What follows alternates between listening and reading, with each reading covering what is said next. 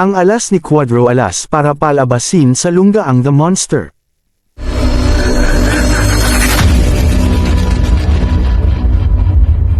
At dahil nga tuluyan ng inalis ng Japanese promoter ni Inoue na si Mr. Ohashi si Cuadro Alas sa listahan ng mga posibleng makakalaban nito.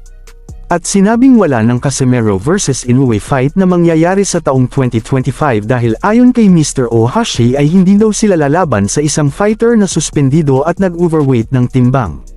Na siya ngang ikinadismaya ng promoter nitong si Cuadro Alas na si Masayuki Ito. At dahil nga doon ay parang nawala na ito ng pag-asa na maikasa ang isang mega fight sa pagitan ni Inoue at Casimero ngunit parang biglang sumilay ang pag-asa kay Masayuki Ito nang ipakita dito ni Casimero ang isang napaka-impresibong panalo ng pabagsakin ni Casimero ang tigising Mexican fighter na si Saul Sanchez sa loob lamang ng isang round. Sobrang napabilib nga dito si Masayuki Ito kaya't paniguradong gagawin nito ang lahat ng paraan para maikasa ang labang inaasam-asam din ng karamihan.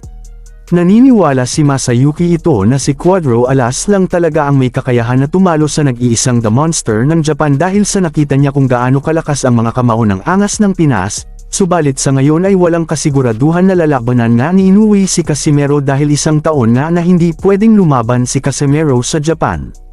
Dahil sa suspension na ipinataw dito at bukod pa doon ay alam natin na hindi talaga lumaban sa labas ng bansang Japan si Inoue kaya may kalabuan na matutuloy nga ito.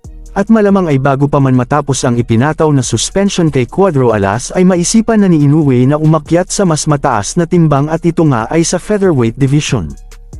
Pero para sa aking opinyon ay may isa pang paraan upang mas mabilis na maikasa ni Masayuki Ito ang mega fight na Casimero at Inoue at sa aking palagay ito na ang magiging alas ng nag-iisang Cuadro Alas.